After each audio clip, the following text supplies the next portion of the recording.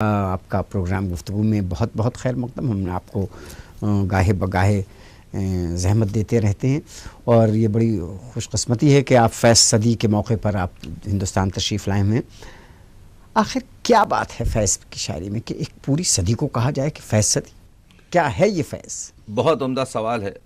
فیض اردو شاعری کا ایک نیا لہجہ، وہ نیا لہجہ جو اردو شاعری کو کبھی میسر نہیں ہوا، وہ نیا لہجہ جو حقیقت اور مجاز سے ملا ہوا ہے، وہ نیا لہجہ حقیقت اور مجاز سے ملا ہوا لہجہ ہے فیض کا لہجہ. جی ہاں، وہ نیا لہجہ جس میں جمالیات اور جلال ہے، بہت کم اور خلیل اشعار پر. یعنی اگر ہم فیض کے تمام تصانیف کو دیکھیں جی تو ہمارے پاس صرف 82 غزلیں ہیں. فیض کی 55 سالہ ریاضت ہے، یعنی 1958 سے 28 سے لے کر فیض مرنے سے کچھ دن پہلے، یعنی 20 نومبر 1984 ان کا انتقال ہے، کچھ دن پہلے تک آپ کے شعر کہہ رہے ہیں.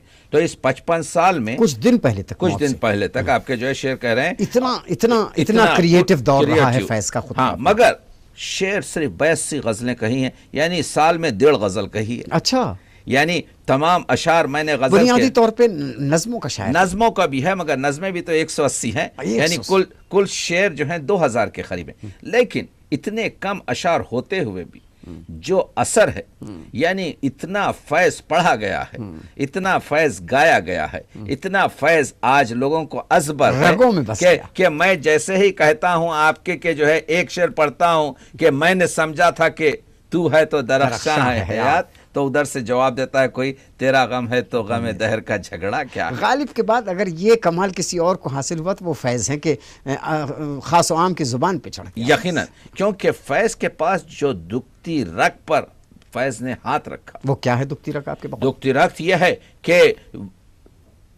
وہ جو چیزیں معاشرے میں، سماج میں جس کی طرف شاعری نے کبھی رخ نہیں کیا، فیض سے پہلے رخ نہیں کیا، فیض سے رخ نہیں کیا تھا، اس کو آپ کے جو ہے جب فیض نے وہ خاص نظم لکھی کہ مجھ سے پہلی سی محبت میرے محبوب نما، تو اس میں جب وہ آئے کہ تیری صورت سے تو عالم میں بہاروں کو سبات، تیری آنکھوں کے سوا دنیا میں رکھا کیا ہے.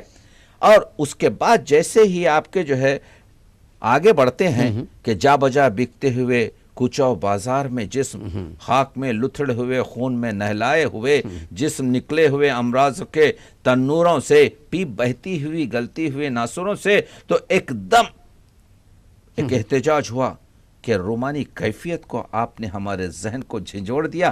یہ کیا بدعت ہے؟ یہ نقادوں نے احتجاج ہوا اس وقت، بہت شدید اعتراض فیض کے اوپر بڑا سخت اعتراض تھا کہ آپ اتنی رومانی شاعری میں اس قسم کے پیپ اور لتھڑے ہوئے اور آپ نے، مگر فیض نے اس کا جو کہا کیا جواب دیا؟ لوٹ جاتی ہے ادھر کو بھی نظر کیا کیجئے، اب بھی دلکش ہے تیرا حسن، مگر جواب دے دیا، جواب دے دیا اپنے نقادوں کو خود اسی نظم میں جواب دے دیا. یعنی کہ فن کی جو ہے آزادی یہ ہے، فن کی آپ کے جو ہے حساسی یہ ہے. یعنی فیض وہ پہلا شاعر ہے اردو ادب کا جو اپنی جو حفظ مراتب طے کیے گئے تھے شاعری کے، ان کی حدوں کو توڑتا ہے اور اس کے باوجود اپنے کو استاد منوا لیتا ہے، اور اس کے باوجود ان چار چوبوں سے نکلتا نہیں ہے.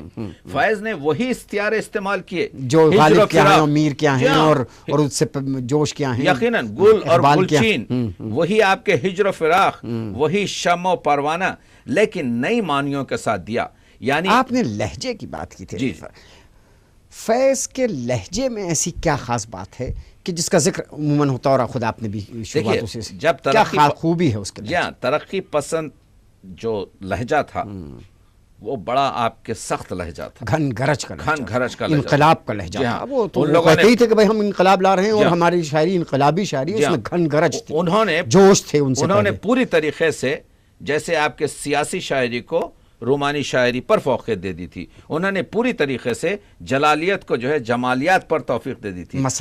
جیسے آپ کے جو ہے ہم نے سردار جعفری کو آپ کے کئی مرتبہ آپ کے برہنہ شمشیر بھی کہا ہے، یہاں تک کہ آپ کے جو ہے کہ بعض جملوں میں آپ کے جو حکمرانوں کو اور کمینوں تک کے الفاظ استعمال ہوئے تھے. لیکن یہاں پر گفتگو ہوتی ہے، اگرچہ کہ فیض کی جو پہلی غزلیں اور نظمیں ہیں اس میں رومانیت زیادہ ہے، جس میں وہ کہتے ہیں کہ میں تجھ سے حسن و محبت کی حکایات کہوں، ہاں کیسے مغرور حسیناؤں کے برفاف سے جسم گرم ہاتھوں کی حرارت سے پگھل جاتے ہیں، کیا کہنا، کس طرح عارض محبوب کا شفاف بلور دیکھتے دیکھتے یک لخت دہک جاتا ہے، میں تجھ سے میں بیٹھا رہوں یوں ہی گاتا رہوں تیری خاطر گیت بیٹھا رہوں تیری خاطر گیت بنتا رہوں بیٹھا رہوں تیری خاطر، پر میرے گیت تیرے دکھ کا مداوا تو نہیں۔ یہ لگتا ہے کہ محبوب سے بات کر رہا ہے اور آخر میں انقلاب کی بات کر رہا ہے۔ فیض یہ آپ نے بجا فرمایا، اس پر آنے سے پہلے فیض جو ہیں آپ کے پورے رومانیت کی طرف ہیں کہ رنگ پیراہن کا خوشبو زلف لہرانے کا نام، موسم گل ہے تمہارے بام پہ آنے کا نام، ان کا آنچل ہے کہ ان کا آنچل ہے کہ رخسار کا پیراہن ہے، کچھ تو ہے جس سے ہوئی جاتی ہے چلمیں۔ کس دور کی شاعری ہے فیض کی؟ یہ فیض کی جو ہے آپ کے فیض کا جو پہلا جی ہاں دیکھیے فیض کا پہلا دیوان جو ہے نقش فریادی 1941 میں شائع ہوا ہے، اور اس میں بیشتر آپ کے جو نظمیں اور غزلیں ہیں اس پر رومانی شاعری یعنی حسرت موہانی، اختر شیرانی وغیرہ شعراء کا حسرت موہانی اور شیرانی وغیرہ کا اثر اس میں جمالیاتی جو ہے آپ کے جو ہے جیسا انہوں نے۔ میں آپ سے گفتگو جاری کروں گا ایک چھوٹے سے بریک کے بعد۔ ناظرین جائیے مت، ابھی ہم لوٹ رہے ہیں چھوٹے سے بریک کے بعد، اور فیض احمد فیض پر ڈاکٹر تقی عابدی سے ہماری گفتگو جاری رہے گی۔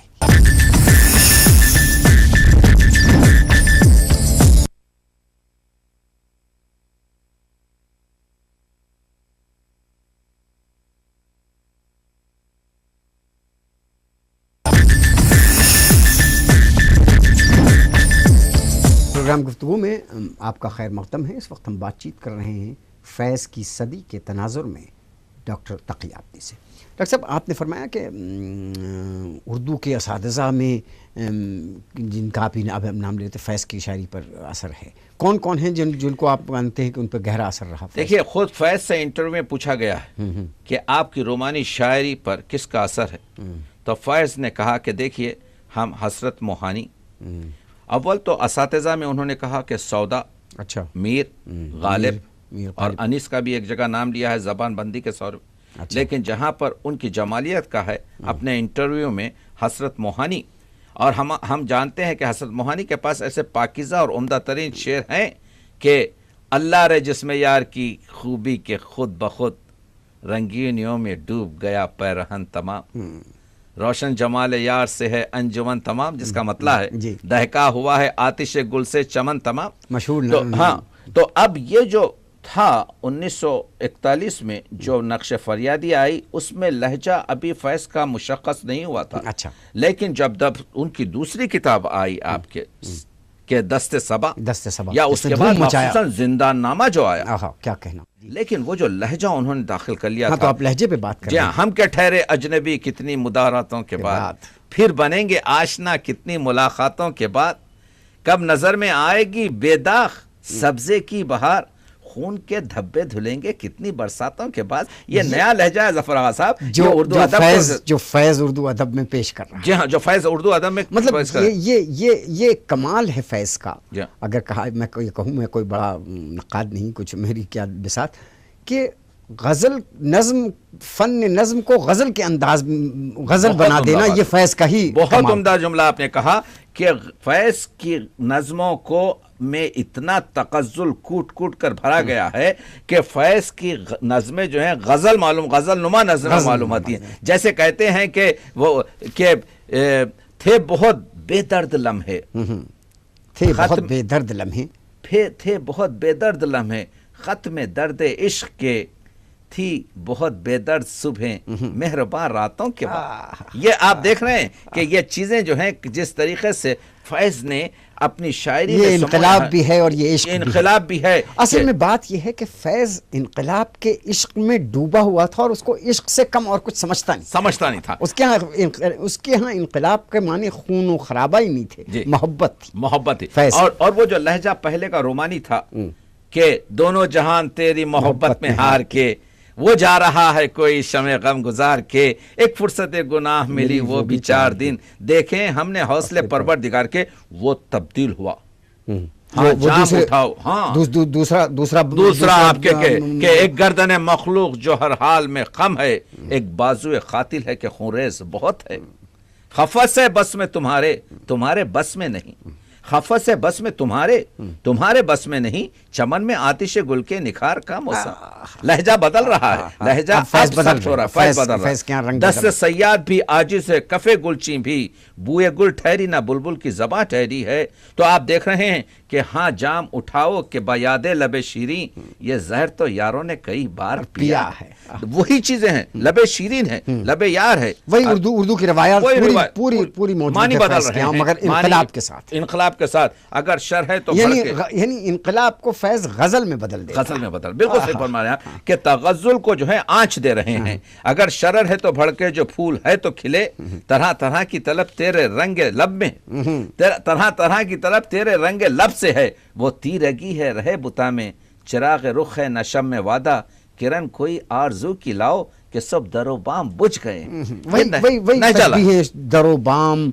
और उसको मौजूदा 20वीं सदी की जिंदगी में इनकलाब और इनकलाबी स्पिरिट से जोड़ देना, ये कमाल है, ये कमाल। और यही ना सिर्फ गजल में बल्कि आप देखिए, मताए लौह कलम छिन गई तो क्या गम है, कि खून दिल में डुबोई हैं उंगलियां हमने, ज़बां पे मोहर लगी है तो क्या के रख दी है, हर एक हल्क़े जंजीर में ज़बां हमने। वो दौर, वो 20वीं सदी का वो दहाइयाँ कि जिसमें इंसान अपने को इतना मजबूर महसूस करे कि आए दिन वो कैद होता रहे, तो वो जंजीरों और कैद की सौबतों के आगे भी अपने को किस तरह न झुकाए और किस तरह मजबूर न महसूस करे, वो फैज़ के वो जिंदान का आपने जिक्र किया कि हम परवरिश लौह कलम करते रहेंगे, जो दिल पे गुजरती है रकम करते रहेंगे। मैकाना सलामत है तो हम सुर्खी मै से तज़ीन दरो बाम हरम करते रहेंगे, बाकी है लहू दिल में तो हर रश्क से पैदा, रंगे लबो रुखसार सनम करते रहेंगे। इनकलाब में और इश्क, ये दो चीज़ें हैं फैज़ के यहाँ जो इसमें वो बयान कर रहा है कि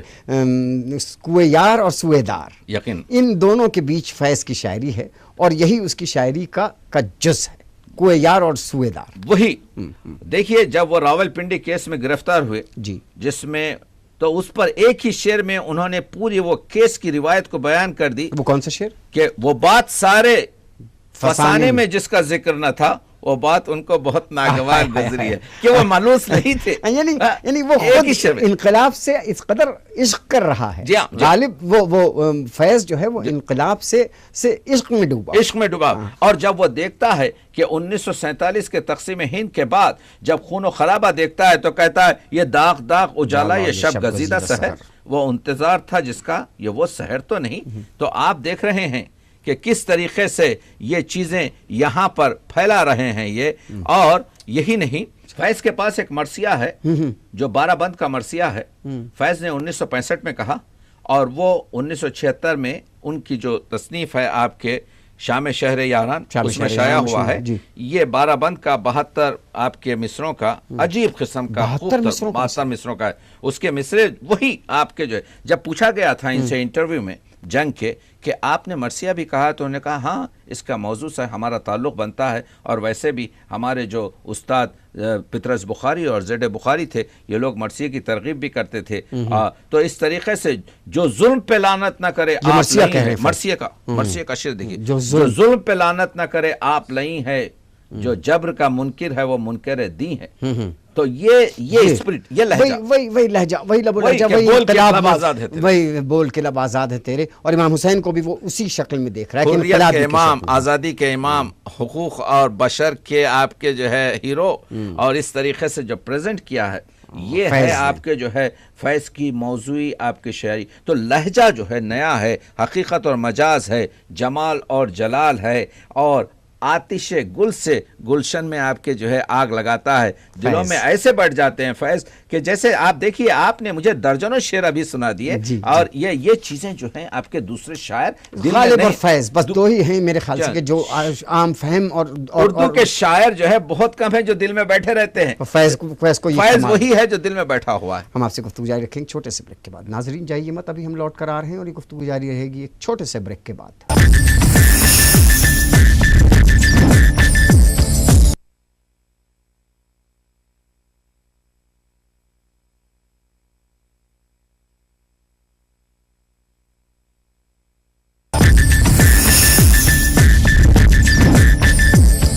پروگرام گفتگو میں آپ کا پھر سے خیر مقدم ہے. اس وقت ہم بات چیت کر رہے ہیں ڈاکٹر تقی آبدی سے فیض صدی پر.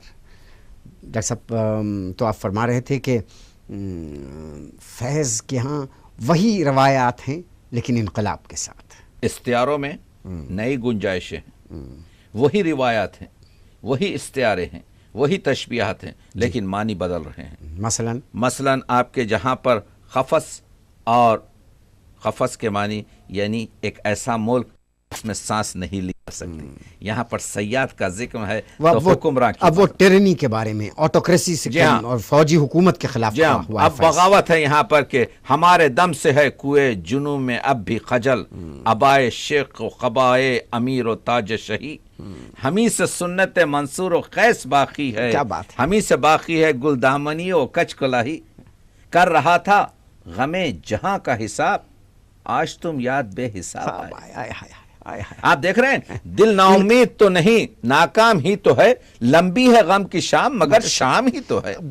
قیامت کی آپٹمزم کا شاعر اگر اردو میں کوئی جس کے ہاں بلندیوں پہ، جو خود اتنی بار جیل گیا ہو، جس نے سیاست میں اتنا کچھ اتار چڑھاؤ دیکھا ہو اور اتنے مصائب خود برداشت کیے ہوں، جلا وطنی کیا کیا نہیں فیض نے جھیلی، لیکن اس کے باوجود ہوپ جتنی آپ کو فیض کے ہاں ملے گی میرے خیال سے اردو ادب میں. اسی وجہ سے آپ نے جیسا پہلے فرمایا کہ فیض آج کا دور فیض کا دور ہے، اس وجہ سے ہم نے جو طرز فغاں کی ہے قفس میں ایجاد، فیض کہتے ہیں ہم نے جو طرز فغاں کی ہے قفس میں ایجاد، فیض گلشن میں وہی طرز بیاں ٹھہری. فیض دھیمے لہجے کا شاعر ہے لیکن اس کی آتش خاک سے دبتی نہیں، بلکہ وہ آپ کے آتش گل کی طرح سے ٹھنڈے موسم میں بھی سلگتے رہتی ہے. اردو ادب میں وہ شاعر جن کا شمار اساتذہ میں ہوتا ہے، ان کے ہم پایا فیض کی شاعری کتنی بلند و بالا ہے، اس تو آپ کی کیا رائے اس میں؟ دیکھیے فیض بڑا شاعر ہے، فیض کی شاعری بڑی ہے. عام طور سے شعرا کیونکہ مختلف ذائقے کے ہوتے ہیں، جس طرح سے مختلف میووں کو ایک دوسرے سے تقابل مشکل ہے، لیکن آپ نے جو سوال کیا ہے وہ یہ ہے کہ فیض کی شاعری دلگیر ہوتی ہے، دل کو حاصل کر لیتی ہے، دل میں جگہ لے لیتی ہے، دل میں بیٹھ جاتی ہے. فیض کو انتقال کیے ہوئے اب تقریباً 30 سال کے قریب ہو رہے ہیں، لیکن فیض آج بھی زبان زد ہے. فیض آج بھی آپ کے زبان یعنی گلیوں کوچوں گایا جاتا ہے، لوگوں کی زبان پہ ہے، اور یہی سبب ہے کہ وہ صدی کا شاعر ہے. وہ یہی سبب ہے کہ وہ 21ویں صدی کا بھی شاعر ہے. یہی سبب ہے کہ اس نے صرف شاعری ادب برائے ادب نہیں بلکہ ادب برائے ہدف کی ہے. اس نے تلخ لہجہ اختیار نہیں کیا ہے. اس نے آپ کے جو ہے بہت ہی نرم لفظوں میں بہت ہی خاص پیغام دیا ہے، جو یہاں کی ہماری ہندوستانی روایات سے، ہندوستانی سب کانٹیننٹ پورے بر صغیر کی آپ کے جو ہے روایات سے آپ کے جو ہے میل کھاتا ہے. یعنی اس نے وہ تلخ اور برہنہ شمشیری آپ کے، کیونکہ اس لہجے کا اثر تیز تو ہوتا ہے لیکن دیر پا نہیں رہتا. اور یہاں پر تلخ تیز لہجہ جو ہے، اور اردو تہذیب اس چیز کی اجازت نہیں دیتی. اردو تہذیب میں رہ کر جمالیات کے لحاظ سے جلالیات کی گفتگو کرنا، یہ جو ہے فیض کا ایک کرشمہ ہے. اسی وجہ سے خرۃ العین حیدر نے کہا تھا کہ فیض کہ یہ دور فیض کا دور. خرۃ العین کا یہ لیجن کا جملہ ہے، یہ دور فیض کا دور ہے. تو بعض لوگوں کو گرا گزرا تھا آپ کے جو ہے اس وقت اساتذہ موجود تھے، اساتذہ موجود تھے جو ان چیزوں میں تھے کہ بھائی اس کو جو ہے پاکیزہ رکھا جائے، شاعری کو ادب ہے ادب. لیکن یہاں اور یہ تو پروپیگنڈا ہے. اور دوسروں انہوں نے فیض نے یہ کہا کہ کہیں ممانعت نہیں ہے. فیض نے ایک بات کہی ہے کہ ترقی پسند تنظیم آپ کی ختم ہوئی ہے مگر ترقی پسند تحریک ختم نہیں ہوئی. اچھا، جب سوویت یونین کی گفتگو ہوئی ہے ان سے کہ انہوں نے کہا تحریک ختم نہیں ہوئی ہے، تحریک وہ حرکت ہے جو چل رہی ہے، چلے گی. وہ جدوجہد ترقی پسند جدوجہد جو تھی وہ ایک سچائی اور انسان کی برابری اور انسانی حقوق کی تحریک، یقیناً وہ تحریک کیسے ختم ہو سکتی؟ اس میں بعض ایکسٹریم جو نظریے تھے اس کی وجہ سے فیض نے کہا کہ یہ نظریے آپ کے ہمارے لیے مضر ہو سکتے ہیں. تو اس لحاظ سے فیض کو ابھی فیض جیسے غالب نے کہا تھا کہ میں اندلی پہ گلشن ناآفریدہ ہوں، ابھی کچھ دیر ہے کہ سمجھیں گے. اور یہ صدی میں سمجھتا ہوں اور مخصوصاً اس سال ہم فیض سے بہت ہی فیضیاب ہوں گے اور اردو ادب کو آپ کے پوری طریقے سے اس کا فائدہ ہوگا. فیض ایک عالم بھی ہے, فیض انگریزی کا بھی بہت ماہر ہے. فیض پڑھاتے ہی انگریزی تھے. اور فیض کی جو خاموشی ہے جی, خاموشی ہاں, اور یہ دہلی آپ کا جو ہے یہاں سے دہلی سے ان کے بڑا ناطا, آپ شاید وہ مشاعرے میں میں نے کئی بار فیض کے ساتھ وقت گزارے. فیض جس ایک مشاعرے میں پڑھ رہے تھے, ڈاکٹر تاثیر اس مشاعرے کی صدارت کر رہے تھے, اور مجاز اسرار الحق مجاز آئے, اور انہوں نے دیکھا کہ فیض کی غزل نظم آپ کی بڑی ہٹ گئی, تو آ کر ایک طنز کیا تھا کہ کیونکہ فیض مجاز نے, ہاں کیونکہ فیض کرنل تھے اور فیض کے والد جو ہیں خان بہادر تھے, تو مجاز نے آ کے کہا کہ کرنل نہیں ہوں, خان بہادر نہیں ہوں.